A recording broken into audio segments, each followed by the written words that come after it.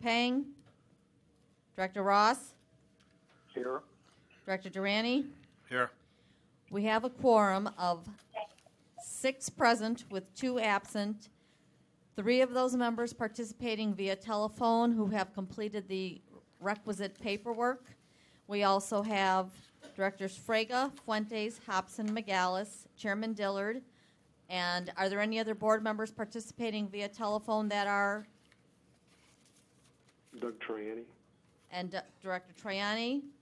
Mr. Chairman, I believe I was a newly appointed member of the Audit Committee. My name wasn't read. Really? Nobody tells me anything. Okay, let me. Yes, you are. You replaced Director Pang, so I'm so sorry. See what happens when we miss a meeting? I get all confused. Okay, so Director Higgins? Here. Okay. So we have a quorum of 7 present with 1 absent, 3 of our members participating via phone. Director Triani also not on the committee but participating via phone. Director Buchanan, did I hear you on before? Okay. Guess not. The audit committee is doing an audit of its members. Okay.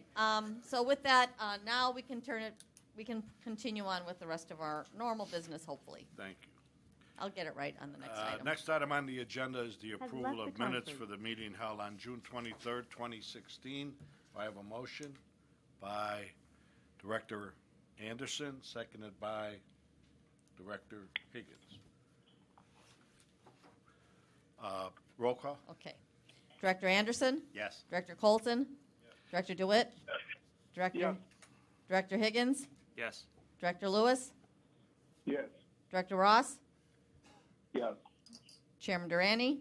Yes. 7 ayes and 1 absent. Item 3 on the agenda is the presentation of the 2017 audit plan. Mike? Thank you, Mr. Chairman, members of the committee, and members of the board.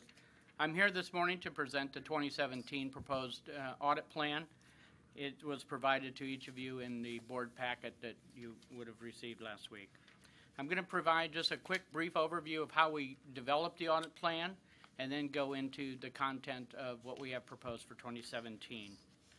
Back in 2011, the board decided to do a system-wide risk assessment that went across all the service boards and the RTA to identify the top risks that face us at that time.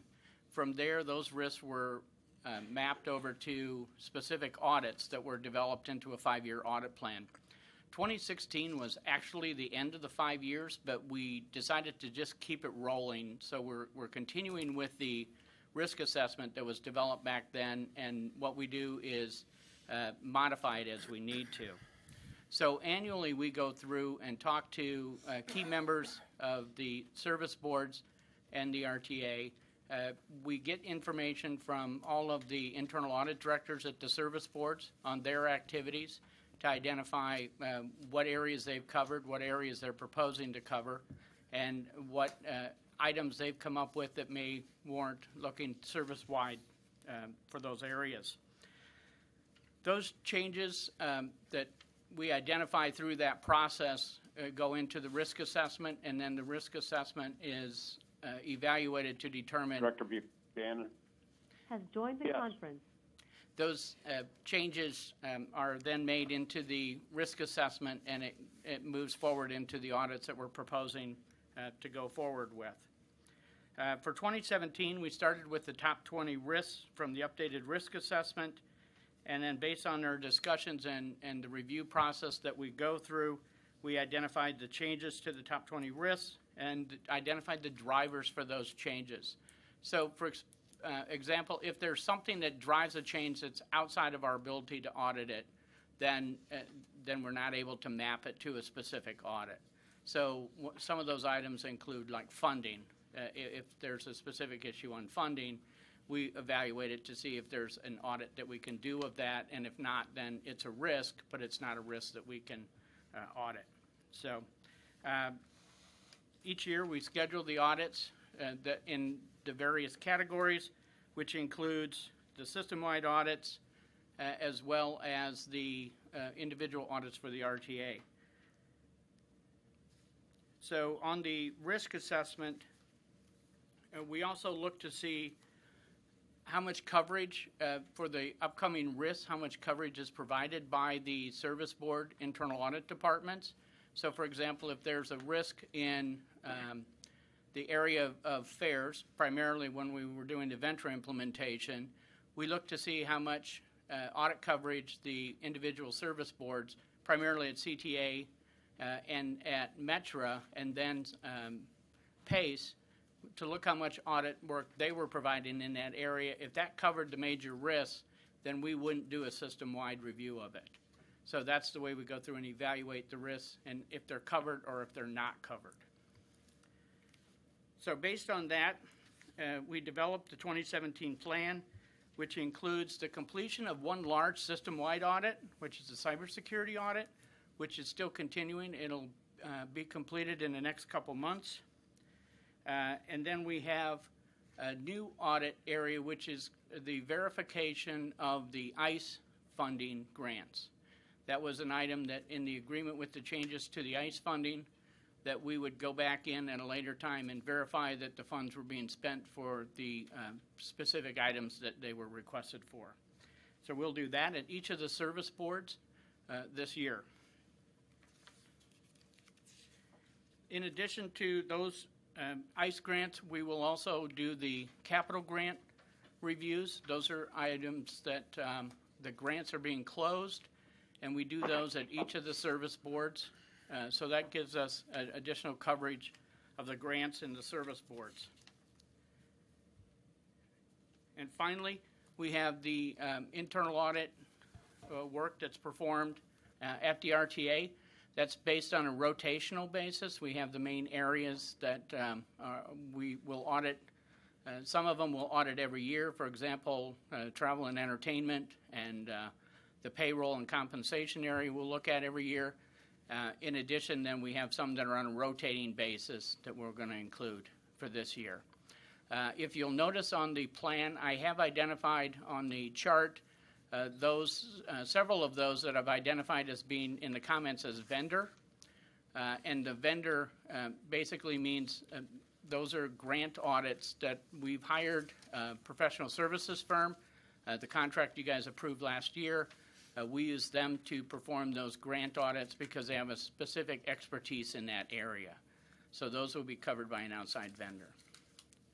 So with that, I will entertain any questions. Any questions for Michael? Mike, I have one. Back when we had the problems with Metra, we then did an audit with some executives there, Yes. as you recall, and found many deficiencies in how they were getting bonuses or extra time, etc. I don't see in this plan where that is still done, where we go in and pick 5 or 10 executives either at Metro or Pace and just to see how they're being paid, etc. So several things have happened since then. One is that Metro passed an ordinance that directs their internal audit department to do those reviews every year. So they have a compensation review, which is making sure that no one received bonuses or salary increases beyond a certain level. They look at that every year. Theirs is actually more transparent now because they have a monthly personnel statement that puts all the information out there. If they hire somebody, how much they're paying them for salary. If someone's promoted, how much they're getting their old salary and their new salary, and that's all as part of their monthly board minutes. But their internal audit department is directed to look at that area every year. And I verify with the internal audit department that they've done it and see if there was anything that they've identified that we needed to be aware of. Do you see it? Yes. You do. Mm-hmm. Okay. Any other questions or comments? Yes, Director McGallis. A quick question. On the cyber security audit, I noticed that Mike, please. we don't have, I've got it on.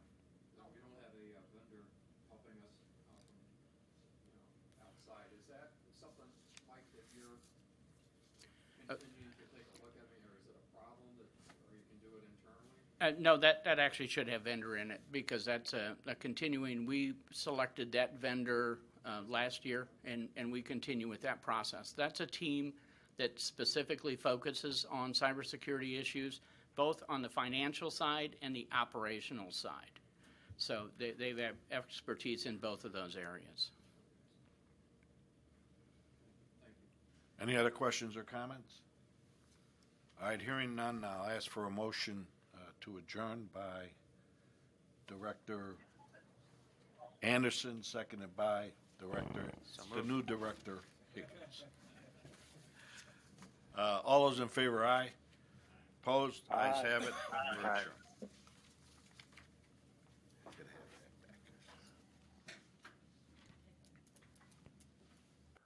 Director Buchanan's on the line. Thank you.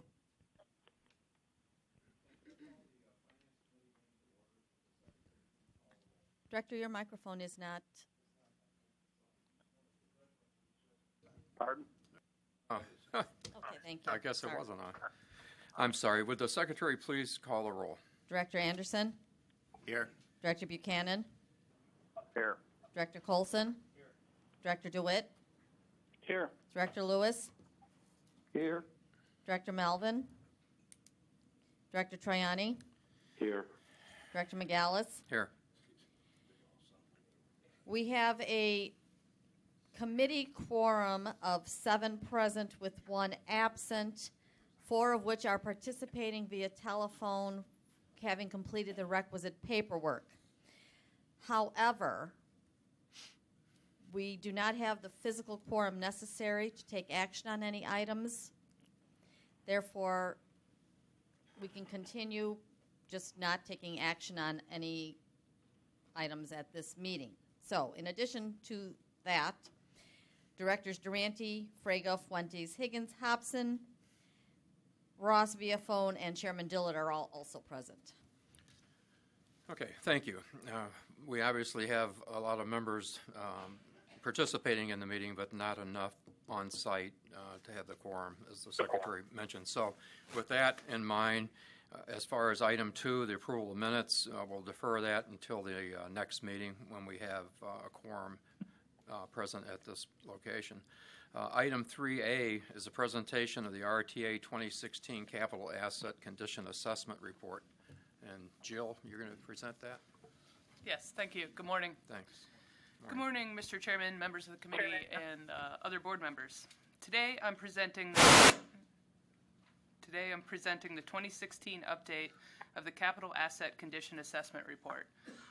This series of reports, first published in 2010, provide an assessment of the current physical conditions and 10-year capital reinvestment needs of the RTA system. The 2016 report reflects the reinvestment needs of the region's transit assets as of December 31st, 2015.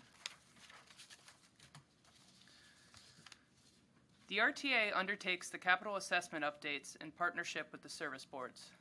I would like to thank each of the service boards for their participation and staff commitment during this process. This assessment determines the future replacement, rehabilitation, and capital maintenance costs and the physical conditions of the transit capital assets in the region and allows for a clarifying look at strategic investments to bring the region's transit assets into a state of good repair. FTA has defined state of good repair as a capital asset that is in a condition sufficient for it to operate at a full level of performance. The analysis undertaken for this report further defines state of good repair as a condition where assets are replaced once they reach their useful life, all rehabs are performed, and capital maintenance is up to date. The report provides background on the shortfall of available funds and will assist the RTA in conveying the need for capital funding. The board has received a copy of this report with your materials, and I will present some of the report highlights. The 10-year capital needs assessment is based on the dollar value estimation for total backlog, normal replacement, and ongoing capital maintenance of assets for the 3 service boards. Each of these activities is required to maintain a state of good repair. In this report, Backlog refers to the total amount of deferred reinvestment actions, such as overdue replacement of assets that currently exceed their useful life. The region's current backlog is $19.4 billion. Normal replacement refers to the ongoing replacement of existing assets as they complete their useful life, estimated at $11.1 billion.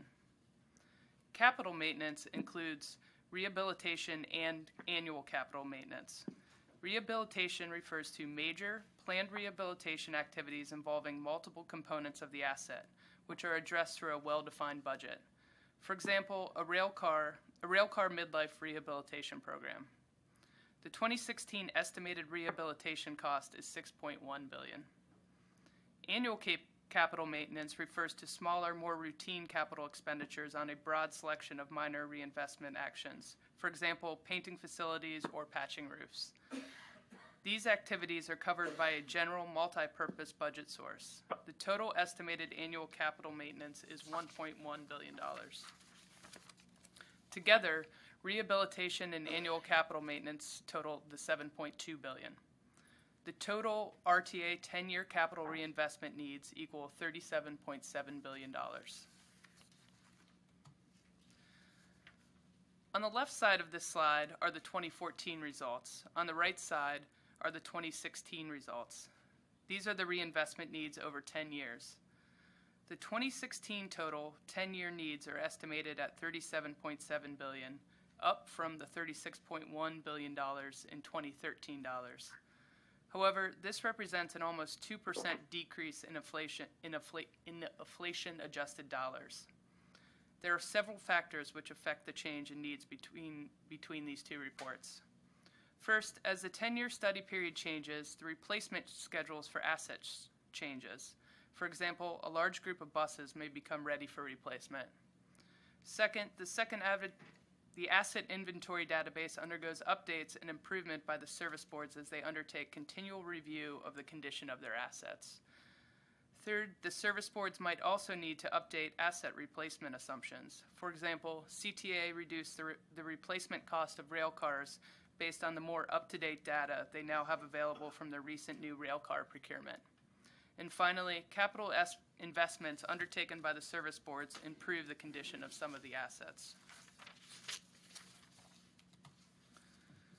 According to the report, CTA has a total 10-year reinvestment need of $23.1 billion, representing 61.2% of the region's needs. This amount includes a $12.5 billion backlog and a $10.6 billion in future normal capital reinvestment needs, including replacement of vehicles, stations, facilities, and tracks and structure. Metra's 10-year reinvestment needs are $12 billion, with $6.1 billion in backlog and $5.9 billion in normal capital reinvestment, most of which includes deferred bridge and vehicle replacements and rehabilitations. Metra's needs represent 31.9% of the region's needs. PACE's 10-year reinvestment needs totals $2.6 billion, with a $755 million backlog and a $1.8 billion in normal capital reinvestment, which represents almost 7% of the regional needs. PACE's 5-year capital program focuses on the purchases of new buses with over $200 million in rolling stock improvements. The chart before you represents asset condition by category for all assets. We've chosen a 5-level scale similar to the one pioneered by the Federal Transit Administration, which, as you can see, starts with excellent and goes through good, adequate, and marginal to worn. We have taken all the assets in the RTA region and assigned a predictive condition value using asset decay curves that join age with physical condition. So each curve itself becomes the predictor of the asset's physical condition. The decay curve differ by asset category based on the operational performance of the asset over time. This chart illustrates estimated conditions for the 5 major asset classes: guideway, the highest bar on this chart, stations, vehicles, facilities, and systems.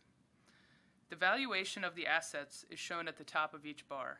Note that the estimated value of the entire system, the sum of the value of the bars, is approximately $62 billion. This represents all assets in the region minus the $100 billion value for the underground subway system, which is considered a non-replaceable asset. The total value of all transit capital assets, therefore, in the region is $162 billion. This chart shows that as a region, guideway elements and vehicles have large proportions of assets in marginal condition, as reflected in the red bars, and may need the most attention. The capital programs of the service boards reflect this need through the projects they have selected. Stations represent the second highest total capital value and have a large share of assets in good or excellent condition. In this case, approximately half of the stations are in good condition, represented by the blue and purple bars. The report also estimates the region's capital funding needs and the projected funding available to cover those needs. This figure indicates the level of investment required to attain specific investment targets and the gap between the required and expected funding. To handle only ongoing investment and prevent the backlog from growing requires an estimated $1.5 billion in annual expenditures, as shown by the first bar. The third bar shows that an estimated $2.6 billion in annual reinvestment is required to attain a full state of good repair in 20 years, and that includes full elimination of the backlog. However, expected RTA regional capital funding for the next 20 years is currently projected to be an annual average of only $785 million per year. This projection does not include any Illinois state capital funding because of the current lack of a state capital program. To address the region's capital needs and maximize funding resources, the five-year 2017 to 2021 capital program includes RTA issuance of bonds up to its full bonding capacity. CTA and PACE have also programmed bonds from their own sources for transit improvements. In addition, the adopted operating budget approved the allocation of the Innovation, Coordination, and Enhancement ICE funds to the service boards, which can be used for capital projects. CTA has also programmed significant increased funding for the Red-Purple Modernization Project, including both federal grant funds and local funds from the City of Chicago's Transit Tax Increment Financing Fund, or the TIF fund. And Metra has implemented successive fare increases to augment funds available for the capital program. Despite these efforts, current capital funding is still not sufficient to support the much-needed renewal of the region's aging transit infrastructure. Funding projections are far from the estimated capital funding needs. Based on the projected annual average capital funding level, the current backlog will grow over time, potentially increasing from $19.4 billion, the starting point on this graph, to over $30 billion by 2035. The RTA and the service boards have set an annual funding target of between $2 and $3 billion per year to address the state of good repair needs of the system and undertake limited modernization, enhancement, and expansion initiatives. Continuing to defer infrastructure maintenance and replacement will have negative impacts on the quality of service that they can provide. I wanted to point out that in addition to the technical report distributed with your board materials, we have also prepared a smaller, easier to read version of the report to be used in advocacy with our stakeholders. This report, hopefully everyone received, titled Bridge the Gap, was distributed to you today and contains the highlights of the capital asset condition assessment, as well as a nice section on some of the significant capital accomplishments by the service boards have achieved through their prior capital programs. I think this report will be helpful as we continue to educate legislators and the public about our capital needs. In looking forward, we will have a change in the capital asset condition work we perform as a region. As mentioned in the report, the FTA passed a new ruling regarding transit asset management, which became effective October 2016. This ruling requires each of the service boards to prepare individual TAM plans and submit them to the FTA by October 2018. The assessment process we have done together as a region has provided a strong foundation for the service boards to use and move forward. There was a lot of hard work that was done with the service boards in the years before I arrived at the RTA, and I think it has enabled the region to be ahead of the game as they look to meet the federal requirements But more importantly, it has brought an awareness to the region of the extent of our capital needs and funding requirements. So again, I'd really like to thank the staff from the service boards that put a lot of time and effort and patience and commitment into this project, as well as our staff, both Donna Anderson and Eunice Escobar, and some of our consultant support for getting us where we are now. And with that, concludes my report, and I'm happy to answer any questions. Thank you, Jill. The documents that you presented today, certainly the asset condition for 2016 to 5-year, and then the recap are really great documents. You go back to the 2010 when we were unable to do this. We didn't have a clue what the condition of our assets were on a regional basis, and what we found, a lot of our individual boards didn't have good information up to date. So they did a lot of hard work. It took almost 2 to 2.5 years just to compile the data back from 2010 up to the time they actually created it.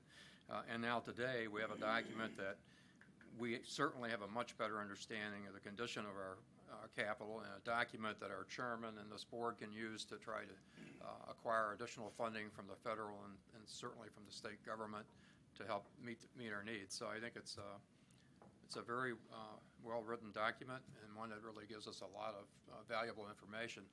Our problem today is not having adequate resources, and as you showed, the funding that's in there now, the $700 and some million is generated by the service boards and without any state capital program, and that's really a problem for us. And so as the opportunity comes along to get capital funding, it certainly could help us.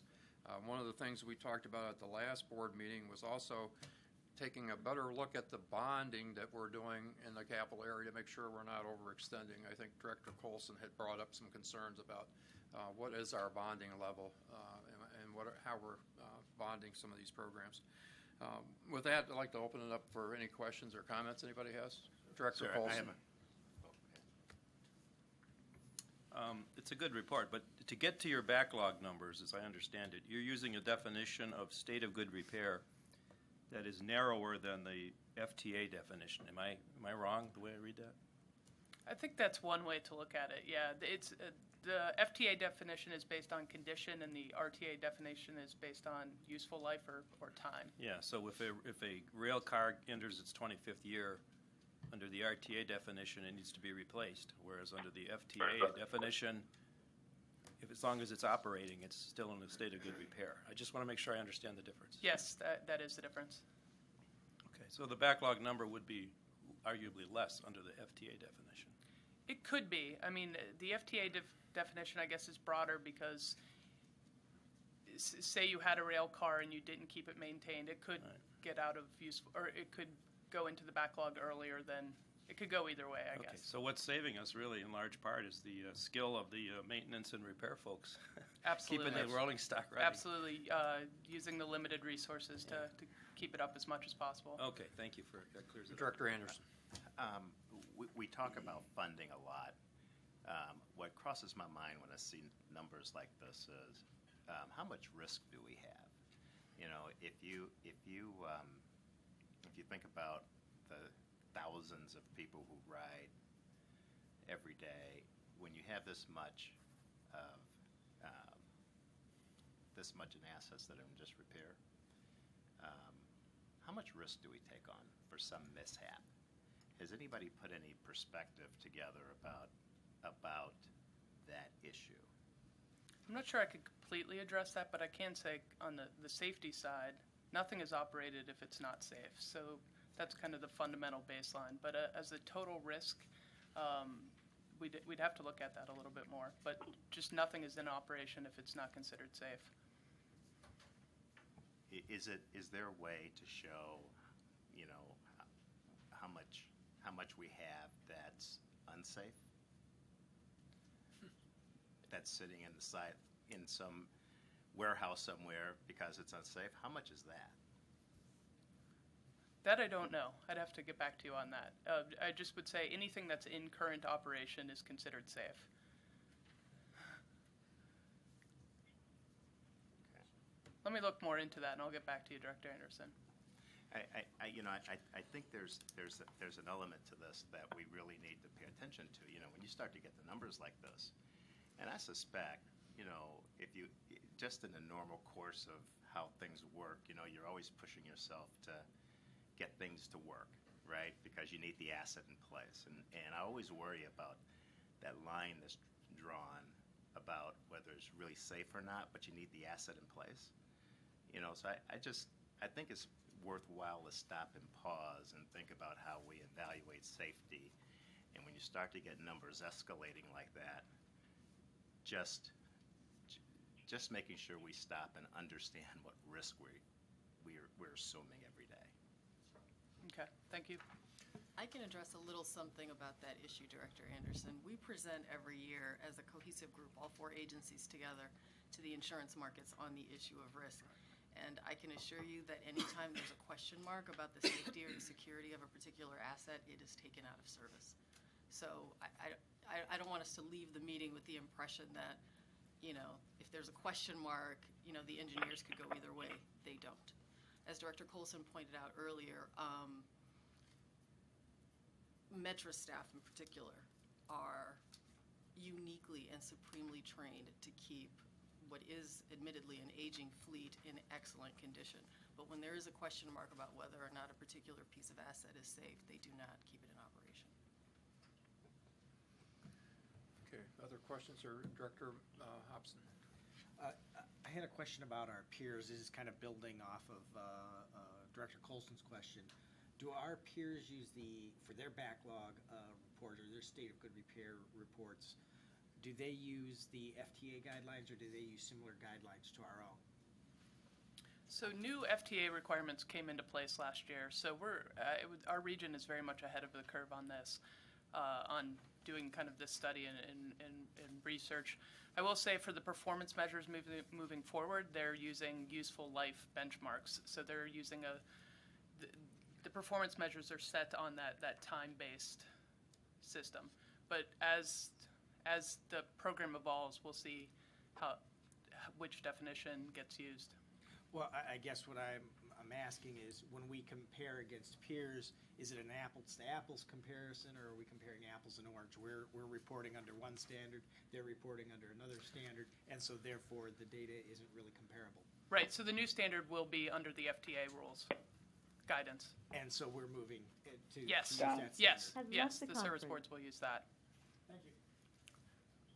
Other questions? Chairman Dillard? Just a few comments. Director Anderson, I remember when I took the chairman's role, one of the things that at least Metra told me was they don't have any extra equipment sitting around. So in terms of what we take out of service, there's not a lot sitting around like in a garage someplace. There are very few, extra pieces of equipment. But Don Orsino will be the first to tell you that they would never put out anything that was clearly not safe. I mean, I know that Metra and the CTA are both safety phobic and concentrate on this all the time. Just a couple of... I'm sorry, Mr. Yep. Chairman, because when you say that, then I just get concerned with, we show these numbers of all this investment that we need, and to think that we don't have anything that's not sitting around because it's not safe just strikes me as bizarre. So I do wonder if we need, at least for this group, an agenda item to really dig underneath this. There's a funding issue here, clearly, but there's also a safety issue, and we haven't really talked much about that I recollect. I'm getting old in my day, but really making sure that the people that are on our system, that when we look at numbers like this, that we really feel comfortable that they're safe. We can certainly have and add and work with the service boards to have, in the relative near future, a discussion item at our board just on safety. So Nadine, will you give some thought to that? With Leanne, and I would have them come in. But this is a topic, Anthony, that I discuss with Dorval and with TJ, and especially with Don Orsino at Metra all the time. And we also ought to look at our numbers versus our peers with respect to incidents, I think you'll see, knock on wood, that our safety record is probably unparalleled among our peers. I just know what happens in New York. I know what is going on in Washington, and relatively, we are very good. I will, but we should. I agree with that. I'm a former product liability lawyer, director, and this stuff is on my radar screen all the time. In Lloyd's, when we make our annual pilgrimage to Lloyd's of London, they're all over this stuff and ask some very, very hard and pointed questions. I am happy that you pointed out that our maintenance crews are probably second to none in the industry. We have proudly, with some of the older equipment, our oldest equipment, especially on Metra, we have the lowest operating cost per mile of any of our peer railroads, and a statistic that, and I know Mayor Emanuel is working hard with the CTA, and we have new equipment coming, as much as we can afford. But there's a number that I've heard out there, and Jill, correct me if I'm wrong, but by these definitions, and Director Colson pointed out well that there are different ways to define this, but a quarter of our rolling stock is sometimes defined as beyond its useful life. Is that a stat that's accurate? Yes, I think you're right. And I will tell you, Director Colson, in a hearing last year before the House Transportation Appropriations Committee, there's a state legislator from the St. Louis area who works with rolling stock for a living. He's a professional. And he was astonished that we had cars that date back to the Eisenhower administration. He could not believe. And I told him it's a lot of my railroad, the Burlington Northern Santa Fe line that I run. He couldn't believe that we still had double-decker railroad cars that dated back to Eisenhower. And he goes, I want to come to Chicago. I want to meet your mechanics. I want to see this operation. He just couldn't believe that we could keep cars out there that long. And so, our maintenance people do a great job. But let's put something together on safety. That's well taken. Just a couple of thoughts. I came from the governor's budget message yesterday in Springfield. The state clearly needs an infrastructure and capital bill, if nothing else. Our gas tax is not adjusted for inflation, so its buying power goes back to the early 1990s, and it's worth about 60% because it's not adjusted for inflation of what it was the last time Illinois revisited its gas tax. Iowa, Indiana, Nebraska, all of these states within the last few months have adjusted their gas prices or their gas taxes, trying, if nothing else, just to keep up with the rate of inflation from decades ago, like Illinois was the last time we revisited that. The federal government has been pretty good. President Obama laid a massive number for Red Line and Purple Line modernization, which is great. And I saw Mayor Emanuel was in Washington talking about the importance of the Green Line to the Trump administration this week.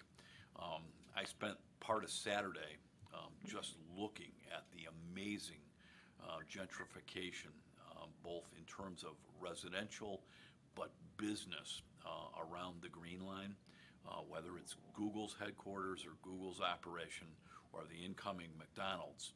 It is very clear that mass transit is critical to economic development. A report came out this week, I believe it was yesterday, that showed that almost all the new jobs in Illinois, we are 2 states, you've heard me say that before, almost all the new job creation is in Chicago, and in Chicago, it's really in Chicago. And I attribute much of that success to the ability to have mass transit, especially for the millennial workforce, which is now approaching half of the workforce. In a conference in Indianapolis with the mayor's office. This is Indianapolis. Out of that conference came a comment that has resonated with me, that to try to keep millennials in your workforce without mass transit, without adequate mass transit, is like trying to sell them a phone without a camera. And if you want to create jobs and you want the economic development in the corporate headquarters, and Chicago, according to Site Selection magazine, has led the United States the last 3 years in corporate relocations, mass transit is absolutely critical to the kinds of jobs and economic development that not only the mayor, but metropolitan Chicago is trying to create. Where mass transit goes, the economy grows. And I look at other states all the time in my ex-legislator capacity and as my former governor's chief of staff, and I look at the investments that Texas and Utah and Washington State are putting into mass transit. And maybe they know something along with the mayor of Indianapolis we don't know here. But every other state is investing heavily in mass transit. Illinois is stagnant, and without the capital bill out of Springfield, these numbers of backlogs will continue to go up. But we just are not providing the economic development tools for job creators to attract and to retain, and most importantly, to grow. That's here in Illinois. And I think I said at the last meeting that 70% of all referendums nationwide in November, 70% dealing with additional monies for mass transit, passed in the United States of America. So other states understand that mass transit is more important today than ever in our history. We know that the elevated system and that millennials love rail traffic, and that we're at an all-time high on the L. But when you look around, whether it's the Brown Line renovation, where all property within a mile of the Brown Line went up in value by 40%, the before and after pictures are staggering, where the mayor and the CTA have improved the elevated system of this city, and we need to step up. And whether it's safety, Director Anderson, or my mantra, economic development, you cannot neglect mass transit, because it is along with our location and the education and the culture that we're a major city of Chicago. Mass transit is just critical to any economic expansion or job growth that's going on in Illinois, and you can't neglect it. So with that, I'll get off my high horse, Director McGallis, and I appreciate, I joined this board a couple of years ago, Director McGallis and all of you sort of driving the kinds of studies that Jill does, and in the audit earlier with Director Durante, the kinds of audits that Mike does on behalf of the taxpayers, but mass transit riders, and most importantly, people that want to create jobs in the state of Illinois. So, these are great studies, and Jill, this book's going, Jeremy's in Springfield right now, but this book will land on all legislators' desk and in the governor's office in Springfield. So, thank you very much. Thank you, Mr. Chairman. Yes, Director Melvin. Could I interrupt for 1 second? If I could ask the members that are participating on the phone, when you're not speaking, to please mute your phones. We're getting feedback that makes it difficult to hear other things going on. Thanks. Thanks, Director Mr. Chairman. Yeah, thanks, Mr. Chairman. Jill, it's a great report, really clean, simple, easy to read, nice to follow. And second Chairman McGallis's comments on that. Question, on the Metra budget, you mentioned that a lot of the issues are road-related and bridge-related. Are there other sources of money available for those repairs?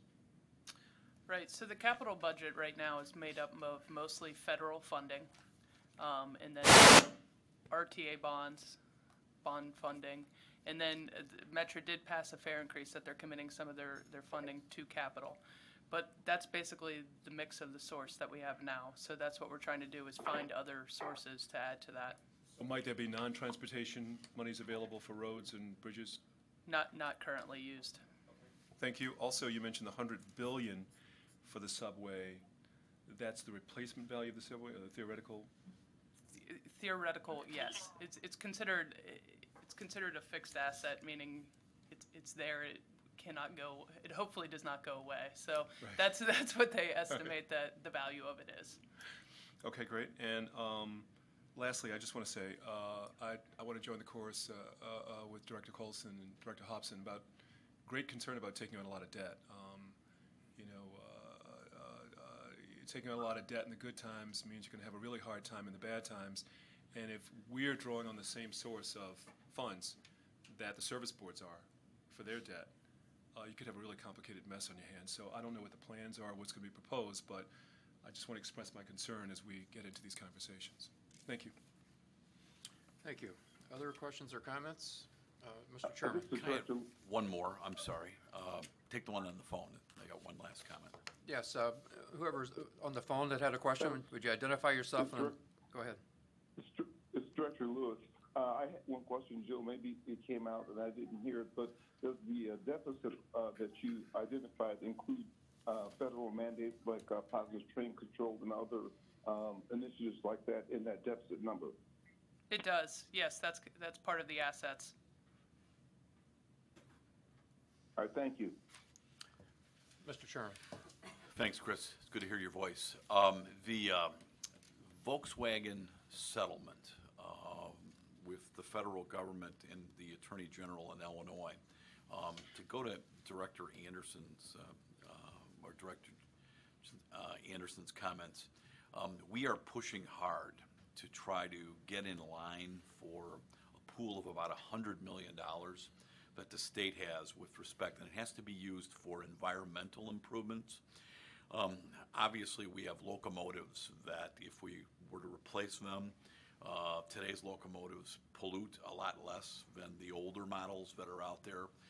So we're clearly looking, Jeremy's working hard to try to figure out exactly what the process would be. But the state has a pool of about $100 million that we would like to access from the settlement with Volkswagen to replace some locomotives. And Director Anderson, obviously that would improve the air quality, but it will also give us newer equipment as well. So I just wanted to point that out, that there is a potential pool that's out there. We're waiting to see what the process will be by the Rauner administration to try to access some of that. But even if it was a few locomotives, it would certainly help on a number of fronts, including giving us newer equipment. But in the case of the Volkswagen settlement, most importantly, cleaner burning engines, I guess is the way to say it. Okay, any other questions or comments? If not, we'll move on to item 3B, which is the presentation of the quarterly performance report for the fourth quarter of 2016. Jill? Good morning again. I will be presenting annual performance results for 2016. We provide this report on a quarterly basis at the same time that you are reviewing quarterly budget results to certify the service boards are in substantial accordance with their budget. The performance comparisons in this report are to performance in the prior year, 2015. First, let's look at ridership performance. Using data from the National Transit Database, we can see full-year ridership trends over the last 15 years. Compared to 2002, 2016 ridership was up 2.8%. Annual ridership peaked in 2012 when it totaled 659 million rides, the highest annual ridership since 1990. 2012 ridership is followed by 4 years of declining ridership in 2013 through 2016. The 2013 decline was occurring primarily on CTA following the elimination of 13 bus routes in December of 2012 and a January 2013 fare increase. 2014, as you remember, was the winter of the polar vortex, followed by another severe winter in 2015, which led to lower ridership in those winter quarters. For 2016, we see a ridership decrease of 3.2% compared to 2015. This chart shows RTA system ridership for 2016, represented by the blue bars. The orange dot within each bar represents the peer average ridership performance for that mode. CTA bus ridership is down 5.6% compared to 2015, and rail ridership dropped 1.3%. Bus ridership was roughly equal to peer performance, and rail ridership, although it declined, showed much better performance in comparison to its peers and did not decline as much. Metro ridership was up 0.4%, even following the implementation of a 2% fare increase on February 1st, and equaled the peer average ridership increase. Pace Bus showed a 5.2% ridership decrease for 2016. Even with the decrease, Pace ridership is performing slightly better than its peer average of negative 5.8%. It's important for us to keep in mind that although Pace ridership has gone down, the agency has been restructuring routes in the effort to reduce transfer points for its customers. This streamlining creates fewer boardings and a decrease in the numbers of riders counted. Vanpool experienced steeper losses, ending the year 10.5% below 2015, a much steeper decline compared to its peer average of negative 2.4%. ADA paratransit decreased by 1%, while its peers increased 4.2%. This is the first time Pace ADA paratransit ridership has been down year over year. Here's a look at 2016 peer regional ridership compared to 2015. This chart shows year-over-year regional ridership using the same peer metropolitan areas that we use in our annual peer review. The Chicago region ranks 4th of the 10 regions with a 3.2% ridership decrease. Houston has the highest rate of growth at 1.9%, related to the opening of 2 new light rail lines in May 2015 and the restructuring of its bus routes to better serve those lines. New York experienced historic high rail ridership in 2015 following Hurricane Sandy repairs and the reopening of key lines, and saw some of that growth dropping off in 2016.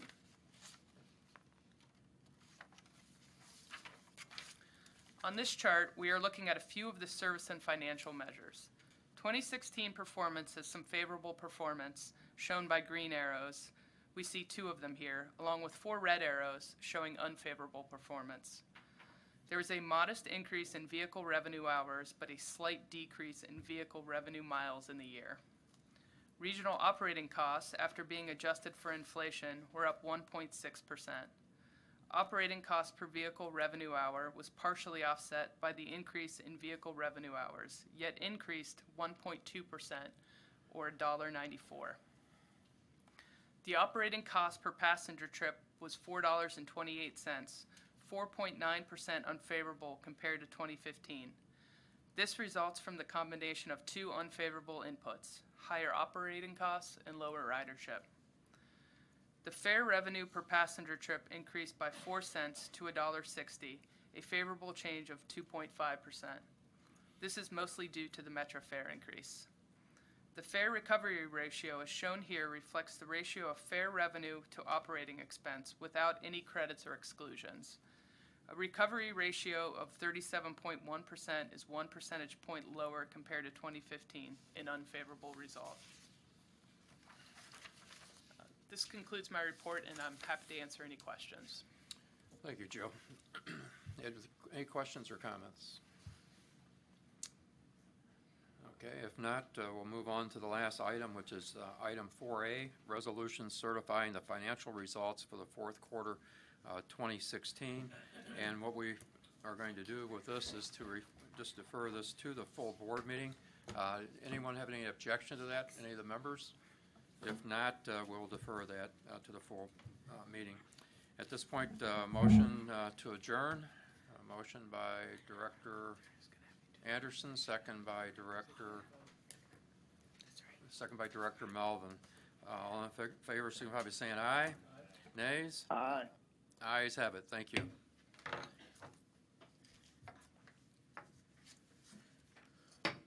All right, we will. Thank you, everyone. We will move into the regular agenda, and I call this meeting of the Board of Directors